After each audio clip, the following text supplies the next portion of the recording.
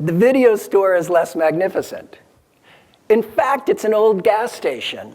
It's been converted into a video store. It's about 2,000 square feet, and it's a rectangle, and it is packed with product. Packed with product. We've got movies, games, posters. The racks are so tightly packed that when two customers are shopping it, they have to turn sideways to get past each other just to keep going. And standing in front of me is another teenager, Joey. Joey is a chronically tardy video store clerk in need of a, hey, buddy, you need to be on time conversation. And I am a mess. So much for steely-eyed prosecutor man. Yeah. Truth be told, I've been a mess for a few days. I've been worrying. I haven't been sleeping at night because of this very hard conversation I've been avoiding. My stomach has been upset. And as I stand in front of Joey, my hands are sweaty. My heart is racing. And my voice is barely audible. What's even worse than that is my message. I am convinced this is what Joey heard. The teacher from Charlie Brown. Wah, wah, wah, wah, wah, wah, wah. Please. Please be on time, Joey. We're a team.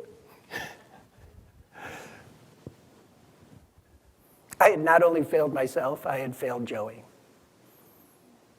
And I had to change.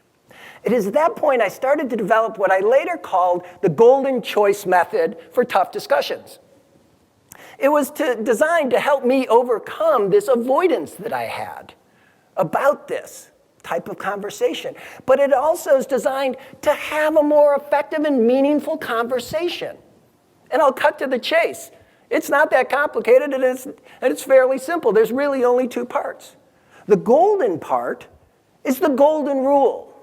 Treat others how you would like to be treated. The choice part has to do with a simple circle, the image of a circle, and how the conversation is going to flow. So why do we avoid? Why do we avoid? There's a few reasons. First one is a pretty good one. We have some evolutionary reasons why we avoid. Our brain's main function was keep us safe. Let's keep us safe, away from conflict, away from confrontation, even though it really isn't. Then there's some other less evolutionary reasons. We like to be liked. They like me.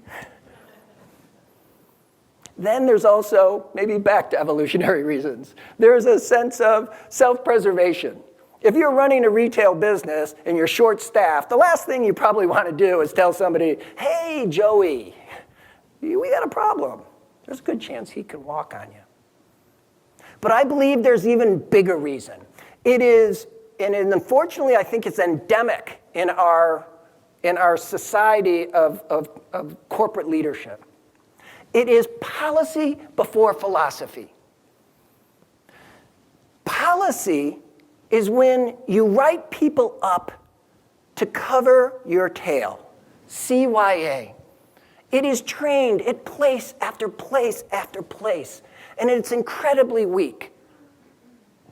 Paper trail them.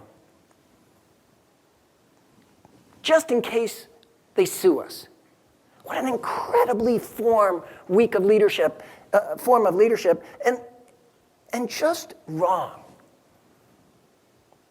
I think that's one of the main reasons why we avoid, because it just feels fundamentally unfair.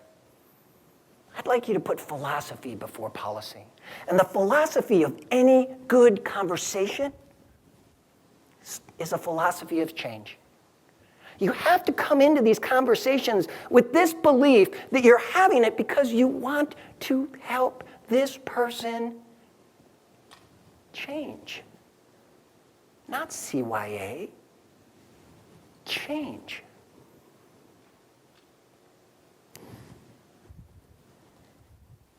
So when the avoidance bug comes, here is what I submit that you do. Ask yourself the golden rule question. If I was Joey, what would I want? I have found that most of us want the same three things. We want to know where we stand, we want a chance to change, and we'd like some help to change. If you ask yourself that question enough, you will find yourself in the habit of not avoiding. And then you can get to the conversation part, our circle. Our circle. The way the conversation has to flow is it has to start at the top and it's got to go down fast and get to the bottom. And then it goes back up to the top. Not every conversation goes the same way. You cannot control everything that happens in a conversation because it's a conversation. It's a hard conversation, but there is give and take. But you still want to be able to make sure you have a roadmap that goes around this circle. And the beginning is critical. Think about your favorite movie. Think about your favorite book. Think about your favorite preacher. How do they start? They capture you. They bring you in. When you start with a difficult conversation, start with a simple statement. Joey, this is going to be a hard conversation. Shoo. There is no Charlie Brown teacher. You're locked in. Now, make an agreement. You're going down the right side of the circle. Joey, do you believe that I'm having this conversation with you because I want to make sure you know where you stand? I want to give you a chance to change. I want you to help you to change. Do you believe, do you agree with me on that, Joey? I do, Tim. Now give specifics. You cannot ask somebody to change on generalities. You have to say, Joey, last Wednesday, you were 22 minutes late for your shift.